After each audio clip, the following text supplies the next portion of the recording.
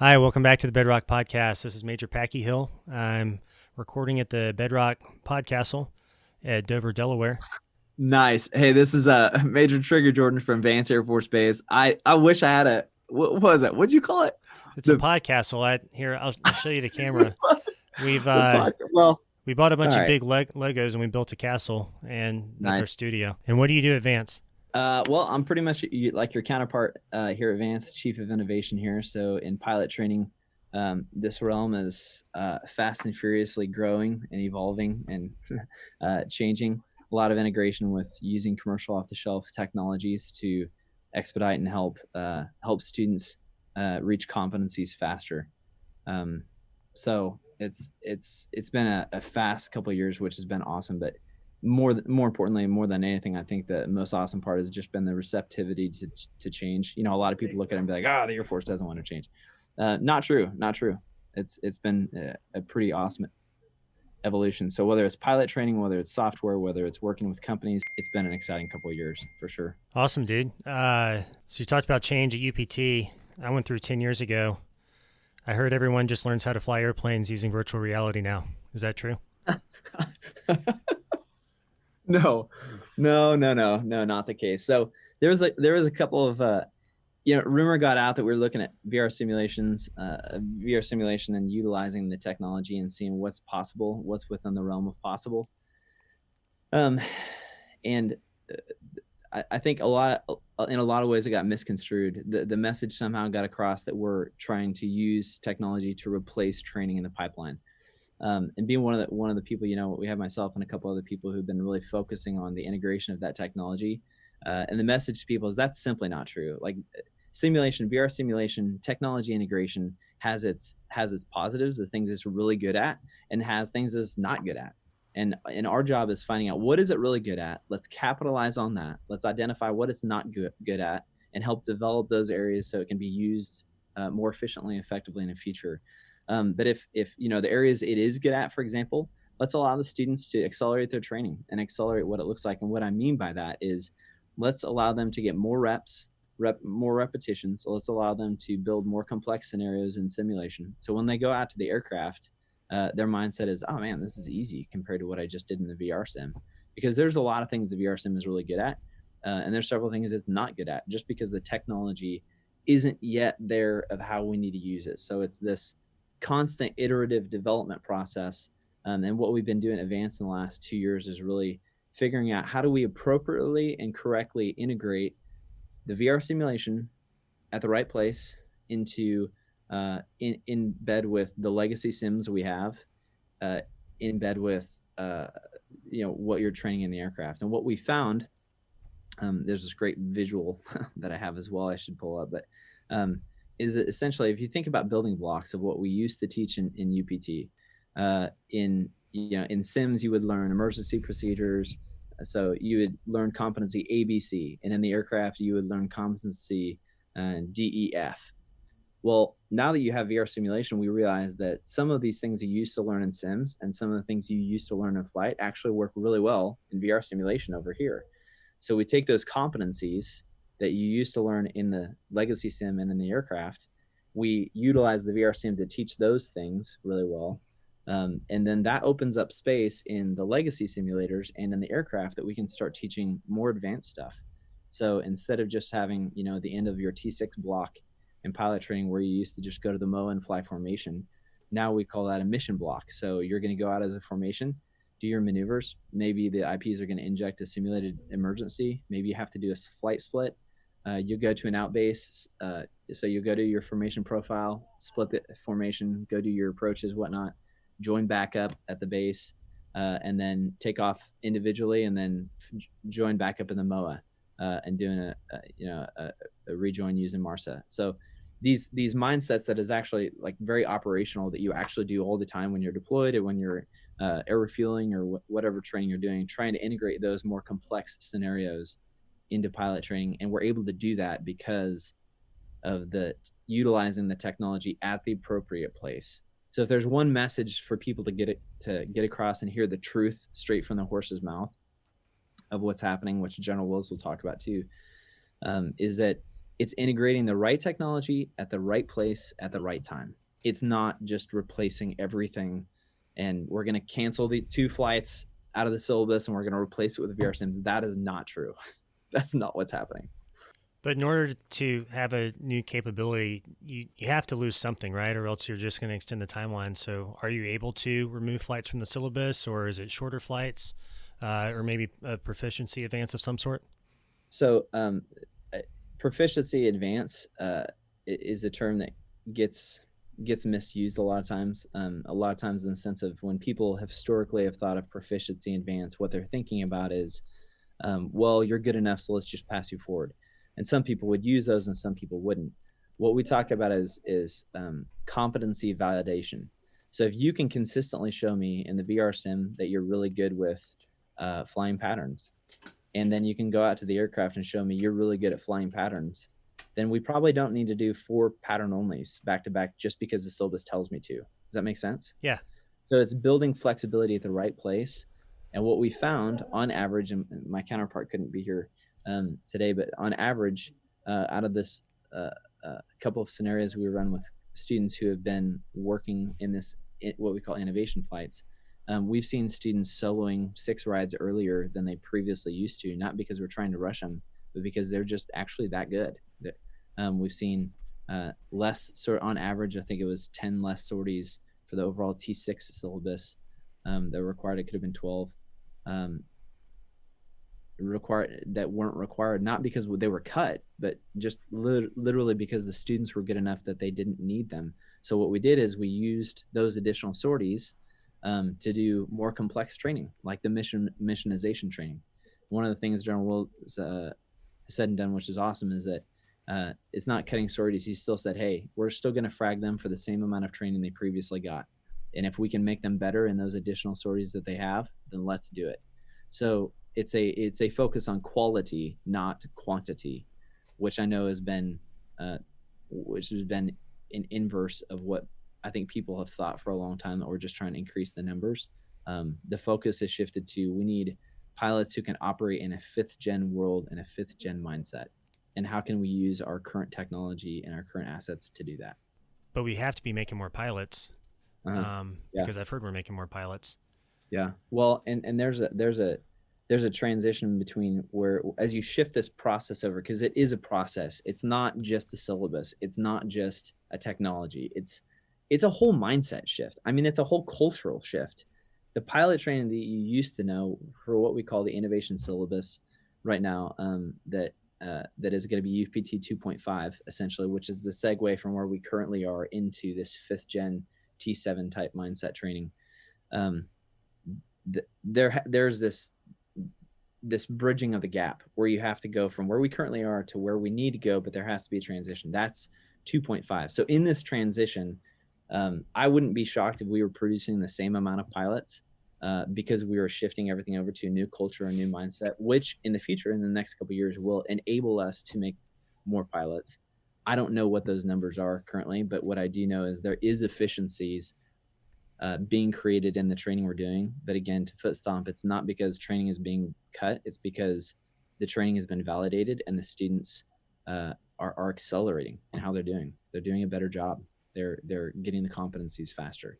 So I think the payout is going to be, we'll see it in a couple of years, because the hard thing through this whole process is realizing any change you make in pilot training now, you're going to see the impacts in 4 years, in 3 years, when they've actually gone out to the line, when they've gone through the FTU, when they've gone spun up, and now they're getting to deployments. I mean, it's going to be 3 years before we really see how many additional pilots we're making and the level of competency we're seeing. But what we can say snapshot wise, when they leave T6s going into T38s right now, is that overall they've been a better product from this last class. Where are we doing this? Is it at all the UPT bases or just advanced? Okay, so the innovation test flights is going to be at all UPT bases. Okay. So Laughlin, Columbus, Shepherd has their what they're doing. Again, I can't specifically speak to what Shepherd is doing because they're a little bit different. They have the NATO training, but they focus a little bit more on the NATO training side.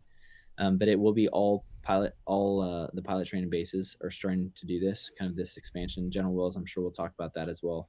of what that expansion looks like, and how do you scale this out so it becomes the new standard, and then with a focal point and the unity point being at Randolph, with pulling everything together and making sure that everybody's on the same page so it is the same syllabus. Okay. I've heard of VR. We just talked about it for about 10 minutes. What else are you guys doing in the Innovation Lab Advanced that nobody's heard about? So 360 video is not a new concept. People have talked, you watch 360 videos on YouTube. What is a new concept is the animated interaction that our guys are using, because the video as well. Yeah, not a new concept at all. But putting the right focal point at the right point of the video. So if a student puts on the headset, they don't know what they don't know. So just a video of a plane doesn't do any good. So as you're talking through maneuvers, as you're talking through whether it's a maneuver, whether it's a procedure, actually having a team animate the arrows in there, say, hey, as you're reaching this point, you need to look at this, this ground reference, and have them look over there. So that now through 360 video academics, not only can you show them exactly what right looks like and where they need to be looking along the point of maneuver, but now we can go to the VR sim and integrate it and actually fly it. Also, there, technologies like a couple that have the grading capability to see what we're doing in the aircraft and then automate a grade to it, not only in the aircraft but also in simulation. So when you come back, you can, it's seen what you've flown and says, hey, the student had an 80% on their final approaches. They had a 30% on their perch points. They flew this instrument approach to 60%, which allows us to kind of build a data statement of where that student is actually performing. One of the biggest things is data, the data analysis, and having the data to be able to back it. And that's one of the areas we really had to focus on, is what is our data strategy so we can actually capture the appropriate information to actually see a trend of how things are going for each and every student. And if you ask anybody you've been in innovation long enough, if you talk to anybody, data is a huge beast to tackle. How do you capture the right data? How do you tag it appropriately? How do you reference it so it actually means something? Data is, that's why there's massive companies who tackle that. So that, also video recorded academics, a lot of, taking what instructors used to do in a classroom 3 times a week, teaching the same class, putting that in a good video format behind a green screen. So it's kind of this interactive lesson. Dude, Packy, a lot of these answers are simple stuff where you're like, well, yeah, duh. But it just takes somebody to do it. It's a simple solution to an everyday problem. That's what we focus on. What are you doing with all that free time? Being a dad. Nice. Yeah. Being a dad, man. Talking to bros like you. That's good stuff, man. Hey, Trigger, with all those things you just said about innovation and all the things Advance is doing and that all the UPT bases are doing, I'm interested to hear what you think the biggest misconception is with innovation. You know as well as I do that it's not for everyone, and it's quickly, in some circles, becoming a 4-letter word that people just don't want to deal with. So what would you say to all the doubters? Yeah. I think the biggest misconception is that it has everything to do with technology, has everything to do with changing processes, it has everything to do with just like an upheaval of what we've known. And that, frankly, people are like, it's almost this mentality that people are changing for the sake of change. And I think the biggest misconception is that is what innovation is. And realistically, like, as well as I do, innovation, man, is finding a simple solution to your everyday problems, to the things where you're like, dude, there's got to be an easier way. Like, how many times have we said that before, of just like sport complaining about whatever it is, whether we're in the desert or whether at home station, we're like, dude, this sucks. Like, why can't we fix this? To me, that's innovation. And it doesn't, people talk about evolutionary innovation and revolutionary. Is this really going to revolutionize what we do? Dude, the majority of stuff is just, it's not revolutionary. It's just literally applying a simple solution to whatever your problem is that maybe was there.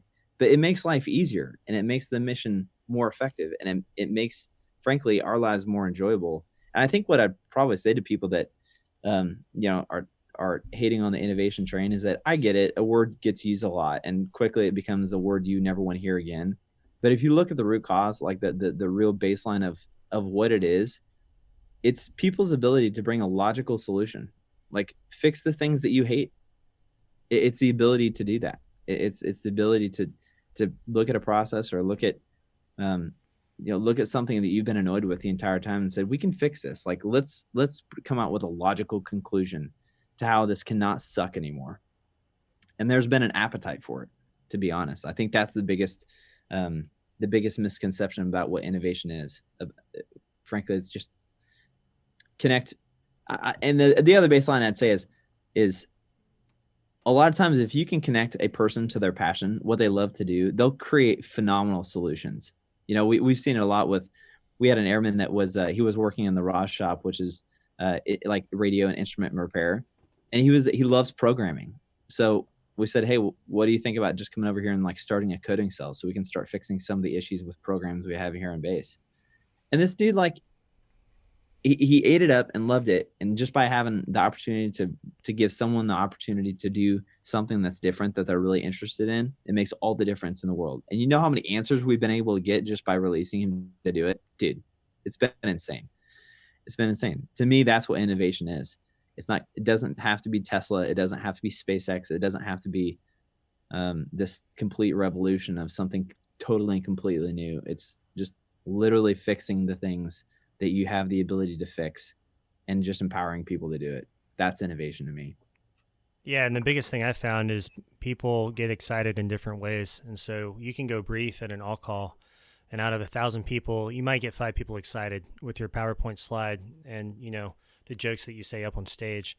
But then if you bring somebody to the innovation shop and you put them in the VR goggles, or you take them out to the flight line and you show them that, hey, if we use this tool, that job that used to take you all day now takes about 10 minutes. The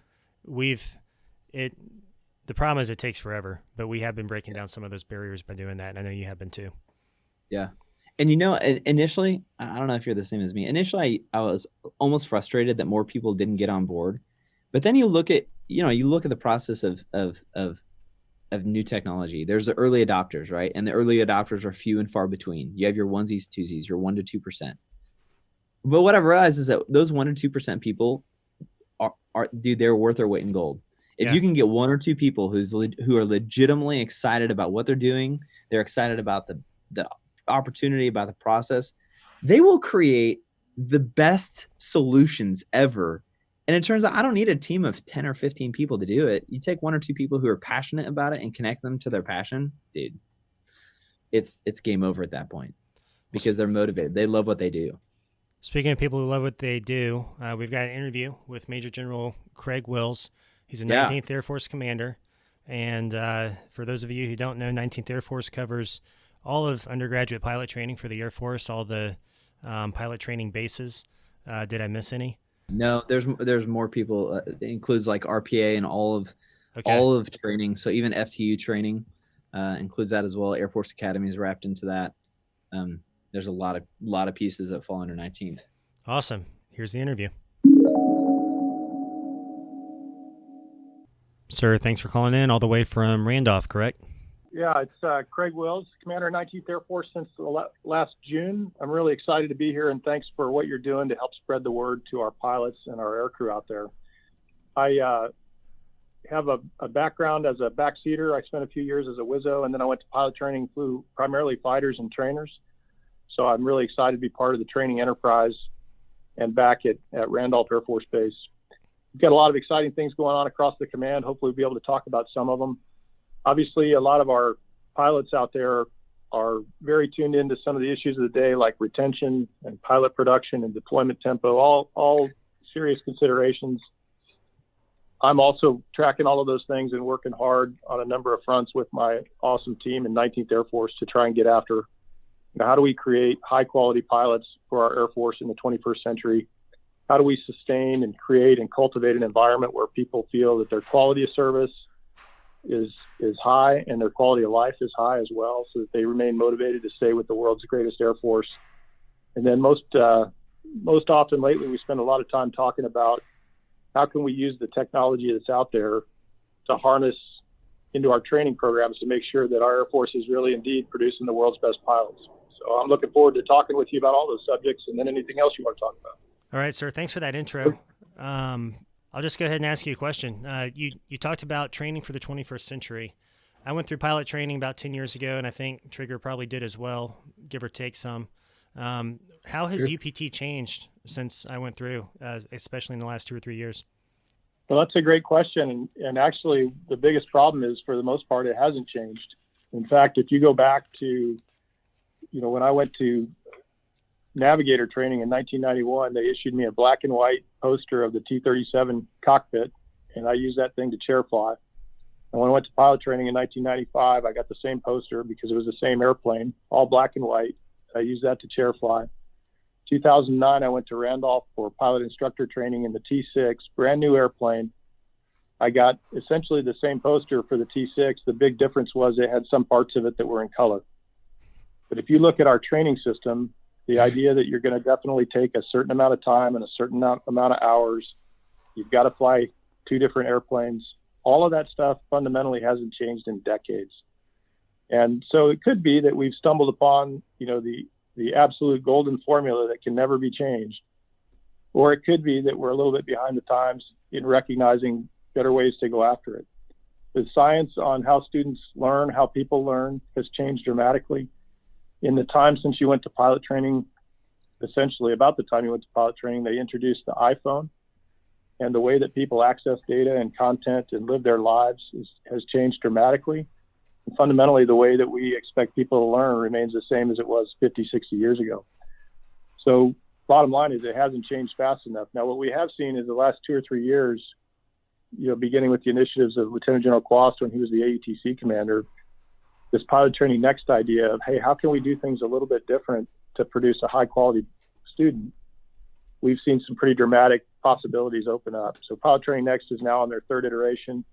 It's simple things like introducing virtual reality and off-the-shelf software to allow people to chair fly in a smarter way. It's things like looking at how students learn and focusing on the fact that every student is in fact a little bit different. All of these things and more are really opportunities for us as we go forward. I think you already answered my follow-up question because you were talking about the chair flying, but when I hear VR, and I know you're on Facebook, so you see the comments, when other pilots hear VR, they say, oh, great, we've taken away sorties and we're replacing it with virtual reality. What's your response to that? Yeah, I think it's one of those things where, there's a lot in that question. And typically the people who say that are people who haven't had a lot of experience with the types of VR that we're using. Mm-hmm. As a pilot, as an aviator, that you will never get me to say that the time that you get in the air isn't incredibly valuable, and that we shouldn't be very, very careful about reducing the amount of airborne experience we get. But if you look at the results we've had, a different way to ask that question is, do you want to maximize the number of hours that you fly in a T6, or would you rather get to your C-17 unit or your C-5 unit quicker and get more hours in the C-5? And that's kind of where I'm at. If you look at the way that we're using the VR, in the old days, what I would characterize chair flying in the old days, and in a lot of places today, I would say that that's preparation. And if you remember back to your chair flying days, and what you see across the board is that students who are very, very disciplined and who are also very creative, they get a lot out of chair flying because they can visualize the sortie and they get a lot out of it. If you're not very good at those things, you don't get a lot out of it. And so I would say in the old days, chair flying is primarily preparation. What we're finding with the tools that we put together now is that there's an opportunity for the chair flying to actually be training. An example, Packy, of how that's turning out, if you think back to the first few sorties that you flew in T6, you might remember that you spent a lot of time looking for traffic pattern references. I've been through this a couple of times, and it seems like, especially in Texas, the IPs will tell you that you're going to go fly and look for a pond, and then half the year the pond is empty, and so it's not really a pond. Does that sound familiar at all? Yeah, dry lake bed. It's out there. It's at Columbus. It was the big white house, I think. Yeah, big white house, section lines. Hey, somebody painted the side of a barn orange 25 years ago, and it's not really orange anymore, but we still call it the orange barn. Yeah. So, it's awesome. But what we're finding is that if you take 360-degree videos and you give somebody a set of VR goggles, on the very first sortie that they go out to fly, they know they can recognize all of the pattern references, which is pretty amazing. And so when you ask yourself, what does that mean? What it means is you don't spend 4 or 5 or 6 sorties poking around trying to find the pattern references, which means you learn better on the sorties that you do fly. And when you look at the procedural things that are available to practice, the way that the rubber kind of meets the road on this is that at Pilot Training Next, they had students that were ready to solo after 4 sorties, as opposed to 14 sorties. So no argument that airborne training is something that we have to be very careful about replacing. But if you gave me the choice of poking around looking for traffic pattern references for an hour or going out and getting high quality training, I think I'd take the high quality training. So we have to be careful. There's a lot of possibilities.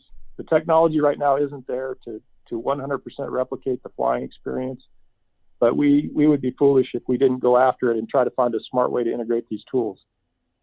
And if I can here's the other thing on this. I don't know if you've had the opportunity to see some of the ways we're using the VR in the maintenance world, but a couple of days ago, I went downstairs to where our team is working on some of this, and I was able to put on the VR goggles and essentially pre-flight a C5 in the VR environment. And I'm telling you, the quality of this thing, Packy's amazing. So when you look at the applications across the board, we're giving people the opportunity to get higher fidelity training once they get to the actual devices. So it's not the be-all, end-all. When you put the goggles on, it doesn't instantly make you smarter, which I was very disappointed to learn as I'm trying to recall in the T6. But the VR doesn't do anything magical for you, but it does enable you to train better. So I'll take a step backwards then. Everybody's, or at least all the pilots like to talk about the pilot crisis or the aircrew crisis. There's the old question, is it a retention problem or a production problem? And I think a lot of people tie the improvements that you're making in UPT to folks previously who have said, I don't need you to stay in the Air Force because I can just produce more pilots to take your place. And so is that what we're doing, or are we kind of attacking this from both angles? Well, I've never heard anybody actually say that, and if I did, I would take huge issue with them. That comment is really irresponsible, I think. We have a retention model. The Air Force for a long time, our model is to try and retain as many people as possible. The Marine Corps has a different model with their young Marines. But I'd just tell you, at the senior leadership level, we want every one of our airmen, if they're doing a great job, we want everybody to be happy, and we want them to stick around because it's in my view, a great way of life. But is the retention problem? It's both, right? If you could produce 2,000 pilots a year, you might not be as alarmed if you had a 40% or a 44% bonus take rate. But in a case where you have less retention than you would like, and you're producing fewer pilots than you would like, then obviously it's, the two of those things together are not that's not the narrative we're looking for, and it's certainly not the situation we're hoping for. So where that leaves us, and particularly in my position, is that I have an imperative to produce both high quality and a high quantity. There's a big debate raging around AATC, and I think it's kind of a false debate, because every time we cut a syllabus sortie somewhere, people accuse me of caring more about quantity than quality. And it's not true. The reality is we need the maximum number of high quality pilots that we can get. So as I look at Pilot Training Next and our efforts to bring that to scale, my primary focus is I've got to produce a high quality pilot for our MAF and our CAF and AFSOC and our customers. And so that's really where I'm at. You need them both. Okay. That's a great answer. By the way, Packy, if I could just add this part. Sure. If you gave me the choice of having one squadron of each MDS and everybody in it was highly trained, highly motivated, highly capable, and really wanted to serve, I'd rather have one squadron in each MDS. I think we could beat anybody in the world like that, compared to having a bunch of squadrons full of people that don't want to be there or aren't happy about their service or are not well trained. And so, to me, it's about the fighting force America needs. No kidding. For sure. I mean, the Air Force has proved that statement's correct over the last, 70 years now, 75 years. Yeah, that's right.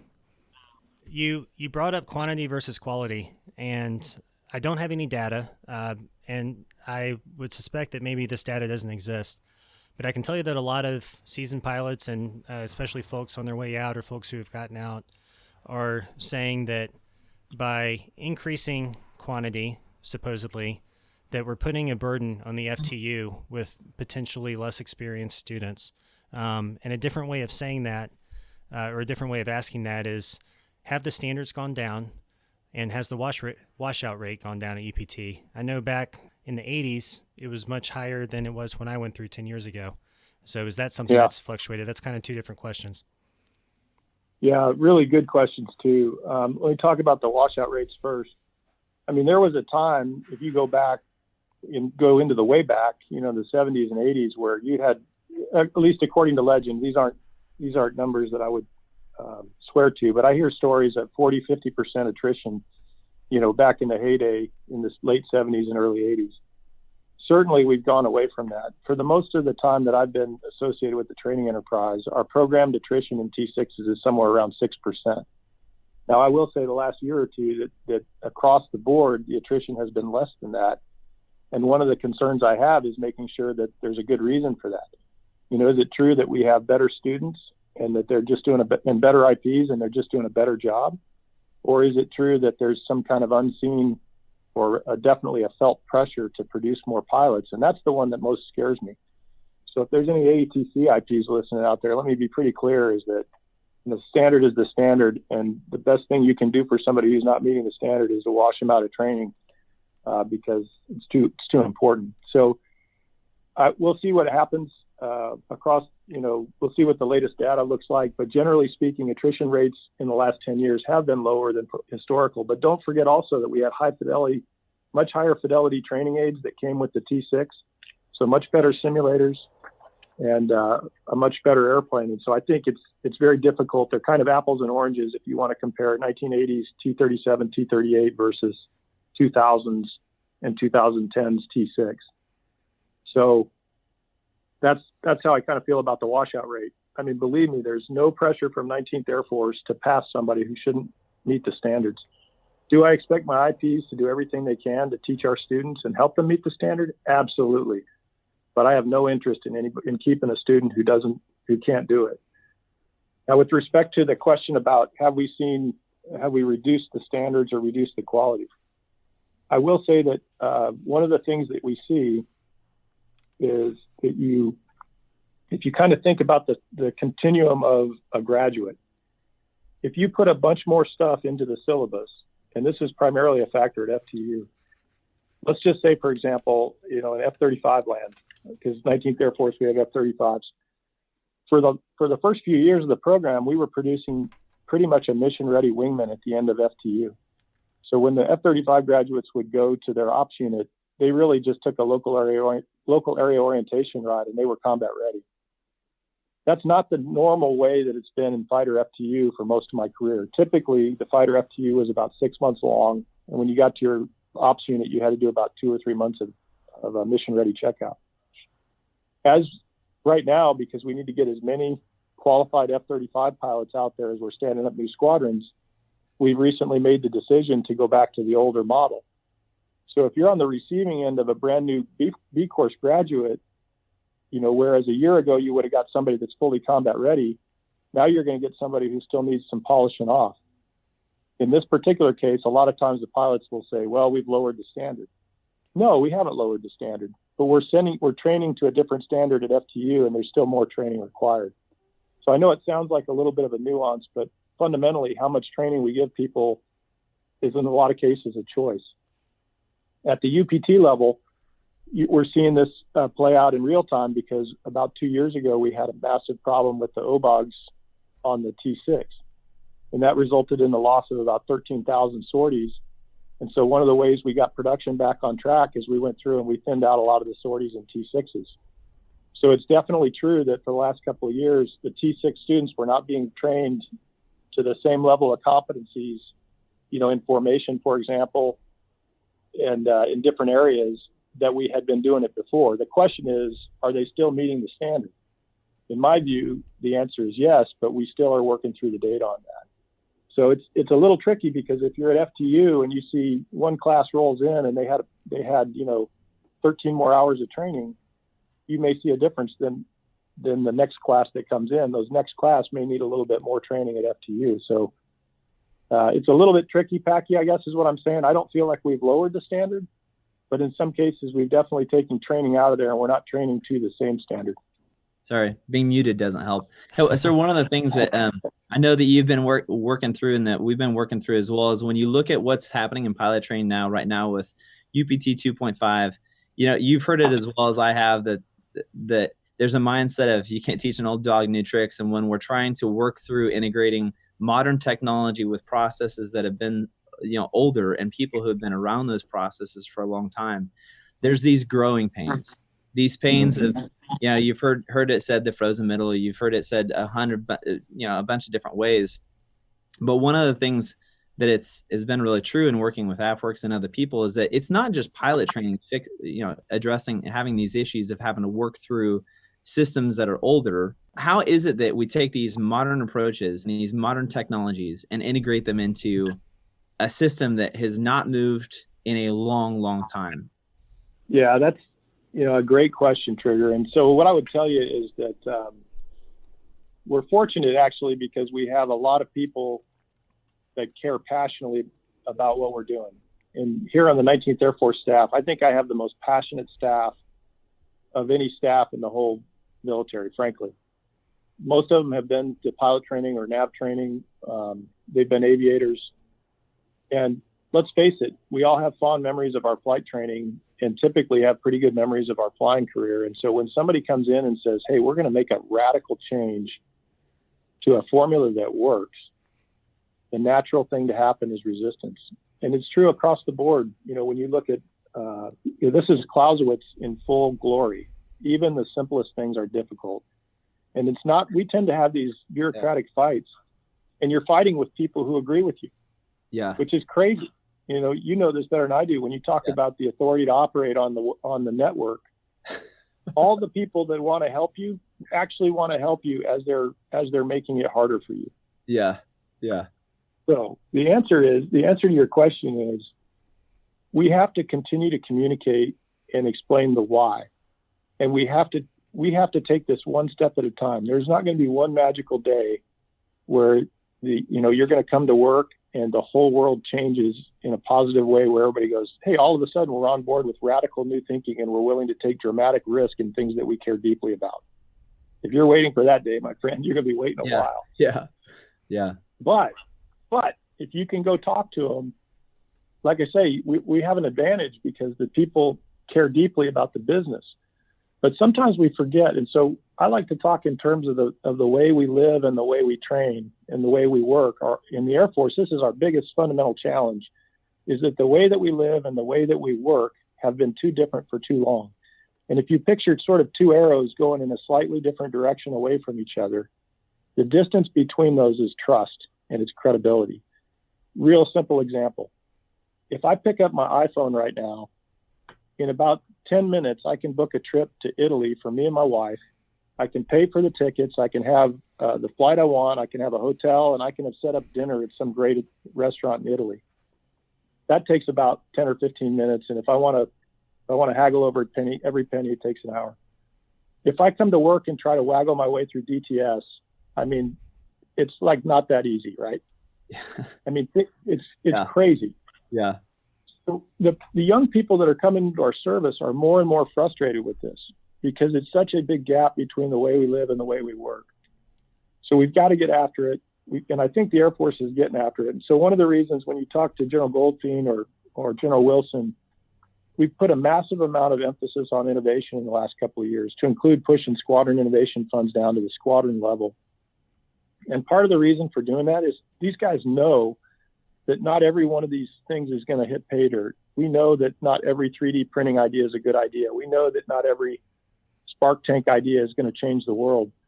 But what they're really hoping to do is to cement a culture of innovation so that for this next generation of leaders, it's going to be more likely that we're going to see the big change, because it's going to have to be one step at a time, and we've got to get after it on a broad scale. So it's a huge issue. There's lots of books that have been written about it. The way that I'm trying to get after it is to try to talk to as many people as I can and explain it. And I'll tell you, one of the ways, if you want to talk to folks that are a little older, than you guys are, but one of the things what I talk to my staff about is I say, imagine going to your children and taking away their smartphones and devices and telling them that, hey, that internet thing, it was just a fad. So we're going back to the old way. How do you think that's going to go over? Yeah, I can tell you, not well. Yeah. So, exactly. And so, the definition of a crisis is you get someplace that doesn't have Wi-Fi. This is a massive thing for young people. Yeah. But if you think about that, fellas, in the bigger picture, the really, really good news is you can't put this back in the box. And Packy, to your point about VR, is people can say whatever they want to. We are not going to put this back in the box. So the question is, how do we kind of tame the whirlwind here and do really smart things to make sure that when we go out to the real world, we're providing the best quality pilots and navigators and CISOs that we can to win the future fight. Yeah, one of the things you said sort of was talking about vision. You mentioned being able to clearly cast the vision time and time again. So the people will perish for lack of vision, and that's one of the things that I've slowly seen morph into is the more that we continue casting the same vision and the message is consistent, people are they're getting it because they're hearing the same message more and more, and it's consistently throughout not only just commands, but it's the same thing through the squadron. But a lot of times I think that vision has been lost in the past, where it's said one time and we don't hear anything else about it. But the consistency of continuing to get that message out and continuing to share, hey, this is where we're going. Because how many times you never get in the car and start your engine and not know where you're going. Like I've never done that before. Normally you got to know where you're going and continuing cast that message. That's huge. And frankly, that's where I've seen a lot of change is where the message remains consistent. Yeah. And I'll tell you, if my schedule allowed it, I would spend 90% of my time walking around in squadrons and in hallways talking to people about this, because you are 100% right. And most people, it's just the world that's happening out there. People are not aware of it. I had no idea. Like I'd never heard of a live, Pilot Edge. Yeah. I didn't know that, and I consider, like all of us, we consider ourselves fairly enlightened, but I had no idea that there's this video game that people play like X-Plane, where people think it's fun to flight plan and file a flight plan and get a clearance. I mean, people do this for hours and they think that's fun. Yeah. There's also a game out there. I was down at Tyndall for our air battle management school. There's commercial software out there for you to practice being an air battle manager, for crying out loud. So we've got this scenario where people are teaching themselves to fly. And then when they get to day one of Air Force pilot training, whether you have 10,000 hours as a private pilot or whether you've never seen an airplane, we treat you the same. We put a T6 test pilot through pilot training, Packy. A T6 test pilot through pilot training. We made him fly every sortie in the T6. Is that something that might change? Yes, absolutely. Speaking of change, and we talked about new technology for decades, our new technology has been new airplanes. We're getting the T7 allegedly at some point. And so kind of two different questions. The current model of the T6 to the T1 or the T38, have we thought about just doing a straight to the T1, maybe for those prior experienced airline pilots who are going to the Guard? And then the follow-up question is, as we get the T7, whenever that is, are we keeping the 38 around so that we can keep the production rate up as we transition to the new airplane, or is it going to be all or nothing as we transition? Yeah, so two great questions. So one of the things that General Webb, the ATC commander, has really been working on, and in fact, the command's been working on for a couple of years, is this idea of force development. And so whereas in the old days, when I came in as a lieutenant, we were called Air Training Command. And then later on, we became Air Education and Training Command. But we're more and more recognizing that every individual is different and learns differently and brings a different set of skills to the fight. Many of your listeners out there and the people that are on the CAF and the MAF pages, they have hobbies and skills that the Air Force knows nothing about and that we don't tap into at all. I mean, we're all complex human beings. So the idea is that our future training system should be able to capture that and make use of it. There's a few anecdotes out there. There is a study that says that 80% of the people will learn faster if you let them. And we had a high profile case where we kind of unleashed the shackles in the cyber training course. And I think one of the kids went through in 17 days, and it's normally like a 4-month course or something. So we're trying to figure out how do we adapt our pilot training system to take into account the different skills that people bring to the fight. we're specifically looking at this question of whether we can bring in folks with the right civilian credentials and offer an accelerated path to wings for the right people. Now, we're also looking at this idea of is there an alternate path to wings? Those things are definitely under development right now, and we've got some work to do. The trick of all of that, and Chief Goldfein's guidance was crystal clear, and I agree with it, 100%, and I think you will too, which is you're cleared hot to look at that stuff, but the standard is the standard. So how do we do that is the devil's in the details. Last year, or about a year and a half ago, we did an experiment where we took, I think, 2 folks that were headed to the Air National Guard who had a lot of civilian experience, and we put them strictly through the T1. I think they had started in T6 training, but we moved them straight to the T1 before they got going on the T6. They graduated, and they're doing great. So we're definitely looking into that and trying to figure out how we might be able to make that happen while maintaining the same standards. One of the tricks is most of us that have been to pilot training and been around the business have lots of examples of people that had a lot of civilian time and they did really great in pilot training. But we all usually have an example of somebody who had a lot of civilian time that didn't do well in Air Force pilot training. So it's obviously imperative that we are able to sort the difference out on that front. So yes, look for more changes on that front in the coming year. We have some more work to do to make the details happen. And speaking of experienced people, when I solicited for questions on the Pilot Network, a few people responded saying, hey, I wanted to go to UPT, but I'm too old. One guy is at UPT right now. He's 39 years old. But then another guy responded, hey, I'm 34. They wouldn't let me in.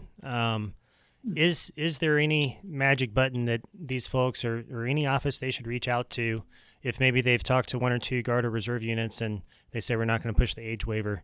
Is there a recourse for them? What I would say is that as you apply, if you get told no, then you should ask for a waiver. And there is a designated, there's a defined waiver process for these things. Fundamentally, our problem isn't that we can't get enough applicants. This question comes up a lot. The problem we have right now is not that I don't have enough people that want to fly of a certain age. The problem I have is that my production engine can't produce as many as I would like it to produce in a given year. So I don't see that there's going to be a wholesale policy change on the age limit because, frankly, it's not a requirement right now.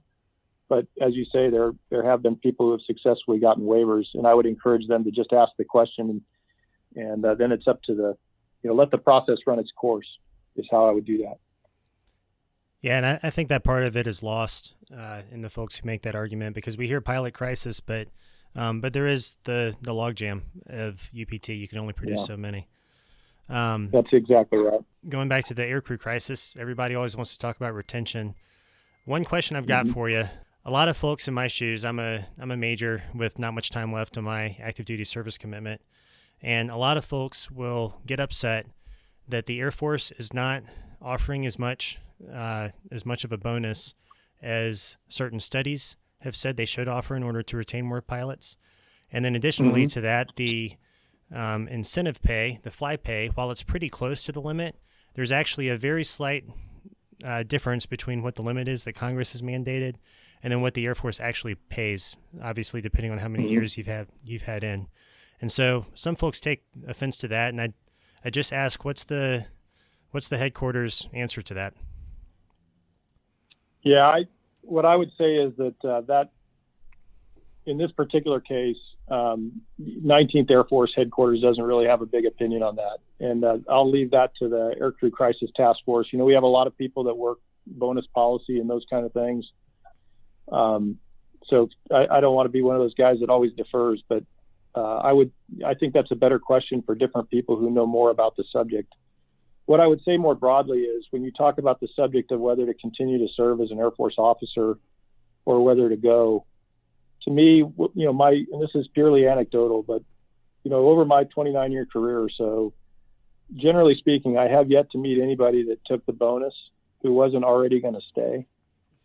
There's a few examples, but I have yet to meet anybody that said, well, I was kind of on the fence, but, the bonus was $5,000 higher this year, so I decided to stick with the team. They may be out there, but I personally haven't met very many people like that.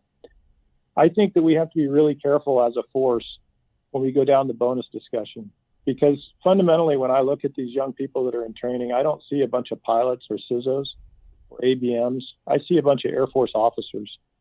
And I think we have in one of the consequences of talking so much about pilot retention is that we've taken a little bit of the spotlight off the fact that we put bars on your shoulders before we put wings on your chest for a reason.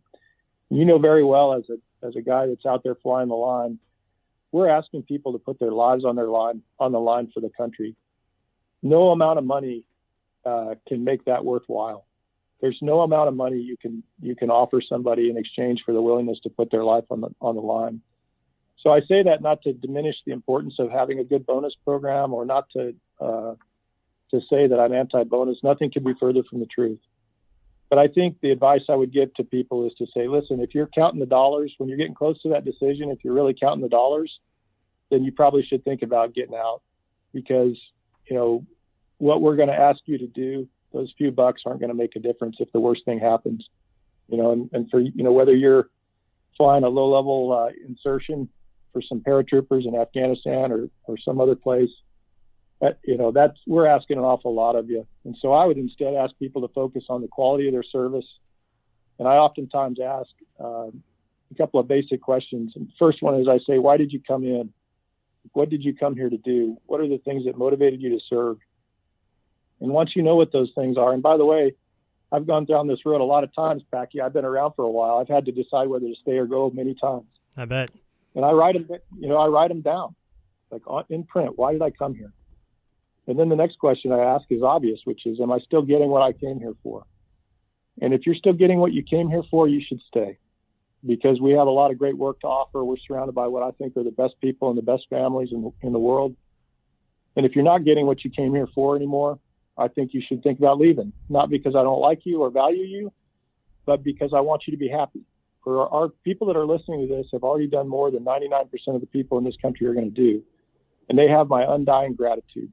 And if you decide to get out, I got two things to say. The first one is thank you. Thanks to you and your families. Thanks for everything you've done. And the second thing is, what do you need from me? You need a letter of recommendation? You want me to make a phone call? How can I help you? And that's honestly how I feel. It's easy when you get on the internet and you start reading the comments to just start thinking that everyone is jaded. The majority of my peers who have chosen to get out in the last year or two, and I think Trigger would say the same thing, look back fondly on their service. And then I think many of them would have answered your first question by saying, I came in to fly airplanes. And then over time, you develop as an officer, but then you get to the ending point and you're looking at a few years of staff and you think, man, I'm not going to get to fly airplanes for a little while. And I think that makes the decision kind of easy for some. And then for others, obviously, they choose to stay in, and that's great. Okay. I totally agree with that, by the way. And I'm glad you brought that up, because there's nothing wrong with that. And I think it's great. I mean, we're grateful to the folks that come and serve, honestly. We talked about folks coming into UPT, and you've got bright-eyed second lieutenants, first lieutenants, or maybe even captains and majors. But all of them are pretty excited to learn how to fly the T6 and then their follow-on and then go to their MWS after that. And I think right now is a pretty exciting time, because we've got a different group of people going to RPAs. We've kind of changed how assignments are handed out. But I can tell you that I recall from my time in UPT that guys would show up excited to fly the F-16, and then a year later, they'd be off to fly the Predator. And then 10 years later, after multiple Predator assignments and maybe a C-17 thrown in the middle, they have about 800 hours. They don't really look great for the airlines. They don't really have a great record. And I would say it's hard for folks like me who have seen that in the past to tell the lieutenants and the captains showing up to our squadrons for the first assignment that, hey, everything's going to be great. Because a lot of folks have seen periods of greatness, but then followed up by changes in philosophy or course vectors that kind of made the Air Force not as good of a place to serve for a couple of years. And so that's not really a question, but I'd love to get your thoughts on that. Yeah, I think, it's an we've lived through some interesting times, and I think, we will continue to live through some interesting times. I remember, very well, I was a squadron commander when the TAMI 21 initiative came along. It was, Total Air Crew Management Initiative for the 21st Century was the name of it.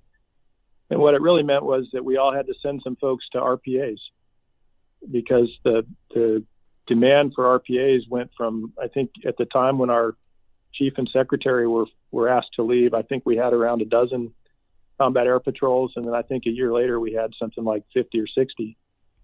So the needs of the Air Force will always come first. They have to come first.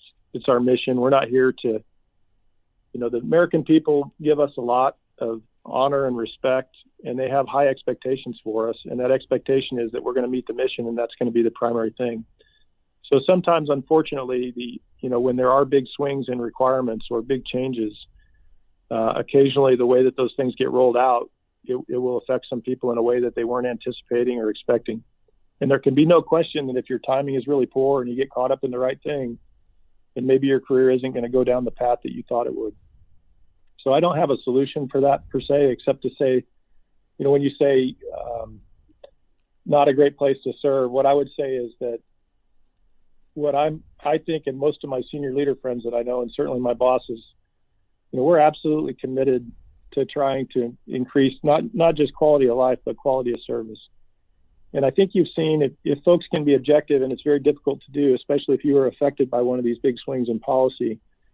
But if you just take a look at what's been going on over the last few years, whether it be the big push for innovation or whether it's the chief's push to empower squadron commanders and reinvest in the squadron, whether it's the addition of contractors to help take some of the additional duties off, whether it's ideas like these new force development categories, whether it's taking a fresh look at the OPR and the EPR.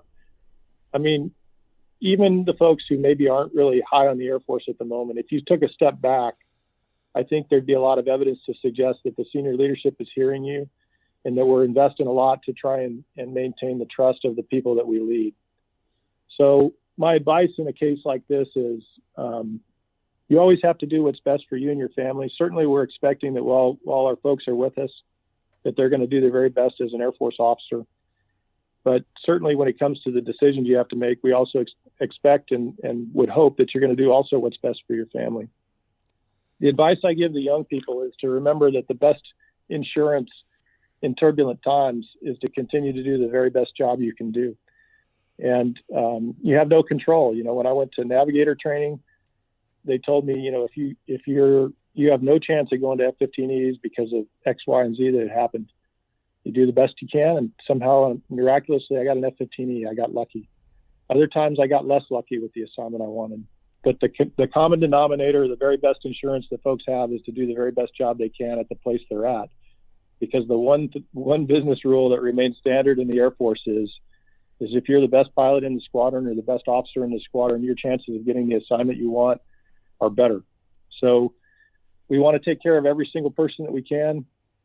My advice to young people is keep working hard, do the very best you can to set yourself up to have options to take good care of your family in the future. So I don't know if that gets after what you were asking, Packy. I know it's not a perfect answer, but we really do want, we're working really, really hard to ensure that people can trust us as senior leadership and know that we are doing the best we can to keep their best interests at heart. And my response to that is, on the innovation side, I've certainly seen that. Every senior leader I interact with, all the way from my wing leadership and higher than that, is always all about making not necessarily everything better for the airmen, but giving us what we need to do our job. One concern that I have, and I'll preface this by saying I think people often forget, I know I do, that every 2 or 3 or 4-star general was once a crew dog, a squadron commander. So I know that you've been in my shoes before, even if it's been a little bit of time. You remember the DV visits when you were working in the squadron, and you would do the walkthrough before the DV shows up, and then you might do another walkthrough, and then the DV shows up. And, for lack of a better phrase, I'm not sure people are always giving you in that forum the honest truth about what's going on. And I'm certain that you appreciate it when you get it. But I'm also certain that you're aware that maybe you're not getting the full truth or the full story. What are some strategies you have to prevent that? Maybe you don't want to give all of them away. No, I'm with you, man. I'll tell you first of all, the generation of general officers, the people that are my peers, we lived through the squadron downsizing. Just to cage you in terms of timing, I was a squadron commander when they started taking away all my support. when I lost my orderly room, when I lost my comm support, when I lost authorities. And so one of the reasons you see General Goldfein and our, my cohort and higher pushing so hard is we were the ones that had to figure out how that worked, and we didn't like it. So these changes aren't arbitrary. We're not chasing retention numbers. We're trying to put things right in a lot of ways and make it what it should be.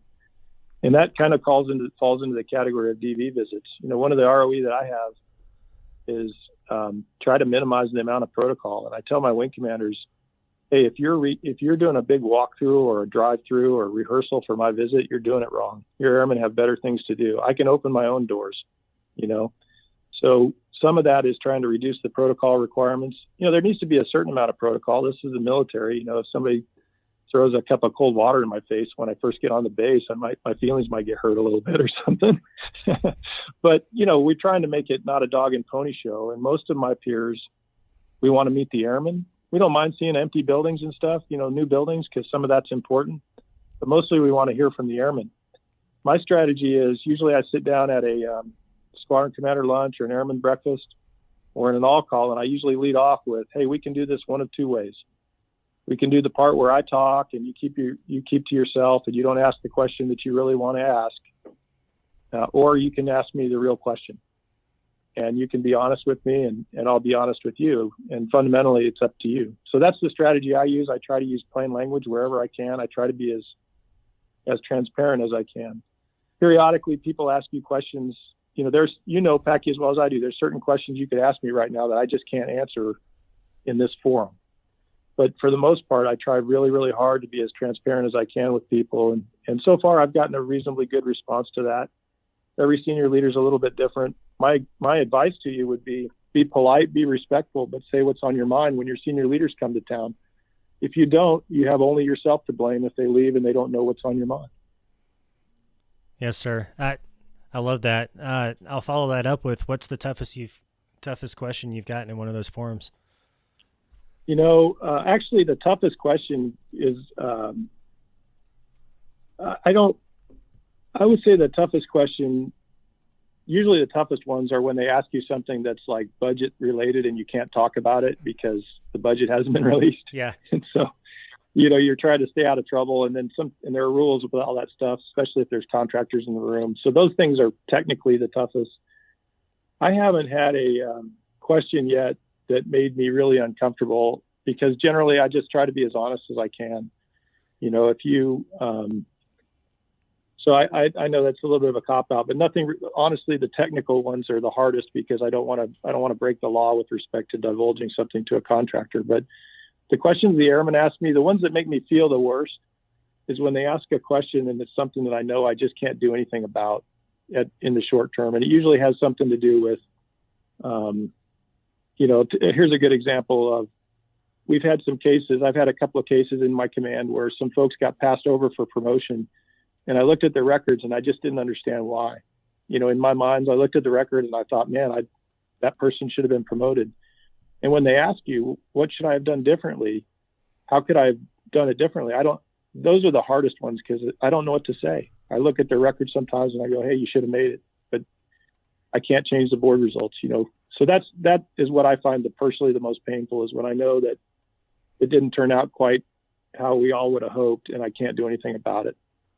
Hey, sir, I got one for you. This is Trigger again. In a parting shot, you said hard questions. I don't know if it's hard for you, but we have all encountered situations and at times leadership that is just hard. I mean, it's just hard it's either hard to deal with, whether it's personality conflicts, whether it's things that just aren't aligning. How do you lead up? Do you know what I mean by that? How do you lead up when there's whether it's a squadron, whether it's whether you're deployed, where you say, man, like, I think I'm not sure if it's not that they're missing it, but how do you at the operator level, whether you're at a squadron, whether you're in a flight, how do you effectively lead up to impact the change that needs to happen and that needs to take place if frankly there's just toxic leadership at times? Because I think we have all encountered moments of that, and it's one of the things that doesn't get talked about. How do you do that? Yeah, it's a really great question. And I mean, first of all, one of the things that we, this is a rich conversation. We have what I've seen is that a lot of folks will use the toxic word a lot. And the truth of the matter is, very few leaders will come along that are like what I call, Pied Piper leadership or Cinnabon leadership, where they just start playing a tune and the whole world just follows them and it's magical. We've all had a leader like that, but most of us are not like that. And the Cinnabon theory of leadership, which is, man, I can smell that thing wherever I'm at in the mall and I just want more of it. It'd be great if we were all like that, but we're not. And I'll tell you, there's a difference though between being a toxic leader and being either a demanding boss or a boss that's sometimes hard to work with. So I think we throw the toxic word around a lot. We got to be really careful about that. And then my selfish reason for saying that is that not every subordinate that I've ever had thinks I'm a great leader. And sometimes you just, for whatever reason, it doesn't pan out. So to get to the heart of your question, what do you do in that situation? And you're right, we've all been there. The very first thing we should do is try to understand the leader's intent. General Gorence used to have a great saying. He got all of us Wing commanders together and he said, listen, it's my turn. I'm in charge. We're going to do it my way. Someday you're going to be in charge and you can do it your way. But for now, I'm in charge. He's a great guy.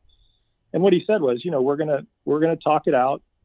I want your input. I want your advice. I'm counting on you. But at the end of the day, when I make a decision, we're going to move out. That's very much a military type of thing. And so the first thing you should ask yourself if you're in a difficult position is, hey, am I being a good follower? We've made talking about leadership a cottage industry. And if you're following the leaders on Facebook, everybody's posting a new leadership book every day. And have you ever asked yourself, like, who could possibly read all of those books that they're posting? I mean, it's like a big fad right now.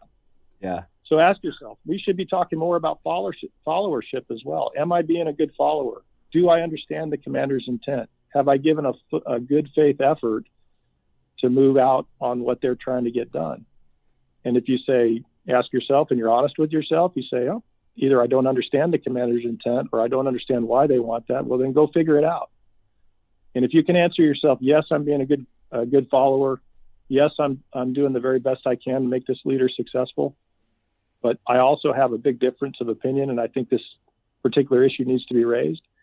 Then the next thing you need to try and do is to frame the issue in terms that the leader can relate to and explain how what you're offering is compatible with their vision, And if you can do that, usually what happens, not usually, but very often where you see conflict is where the leader is trying to move the organization in one particular direction and the subordinate's just not hearing it. And so the subordinate it'll become a clash because the subordinate, frankly, isn't accounting for what the leader's responsibilities or vision is.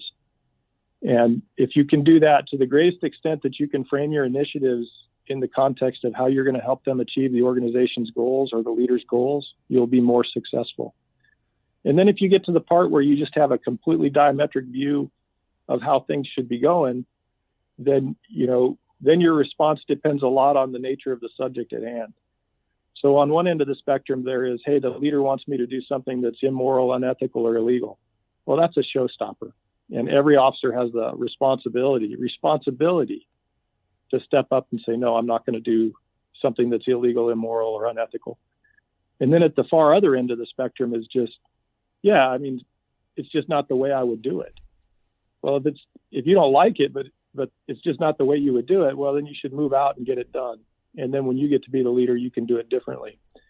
And then, of course, there's an awful lot of scenarios in between. And in almost every case, it gets down to poor communications is usually what leads to toxic situation. In very, very many cases, it's the leader's fault. And then sometimes there are cases where the communication just doesn't work. In any case, it is the responsibility of the leader to try and prevent that. But as subordinates, we have to always be doing a good job as much as we can to make sure that we're adapting to our boss as well. So that was a huge question. Books have been written about that. I wish I could tell you I was a perfect leader. I wish I could tell you that everybody you meet will say, oh, working for Wills was great. You'll find plenty of people who didn't enjoy working for me. And so it's just one of those things that you try to get better every single day, and you try to make it clear and you try to make it better. Yeah, well, one of the things that's not, when you talk about leadership, that isn't often a very popular subject, is intrinsically looking at yourself and taking a real assessment of where you at, and where is your mindset, and how willing are you to acknowledge that maybe you have things to change about yourself. That's where are the books on that? So, we have to recognize that the world is changing in our military. I think we've done a reasonably good job of accommodating greater viewpoints, but we also have to remember that there is a hierarchy involved, and you're right, followership is just as important as leadership. So excellent point. Sir, I really appreciate all your time today. When we publish this, we'll solicit for comments, and for all the listeners, if you want to comment or ask a follow-up question, just go to doverspark.org/podcast. Sir, whatever I get, I'll send your way if you have time to answer it. Well, listen, I appreciate your time, and I appreciate what you're doing, and Trigger the same. You guys are doing, amazing work to keep our Air Force moving forward. So I'm always available. Sometimes the scheduling is a little tricky, but I look forward to helping you however I can. And I just say a mighty shout out to all your listeners as well. Thanks for what they're doing every single day. It's a great Air Force, and I'm proud to be part of it.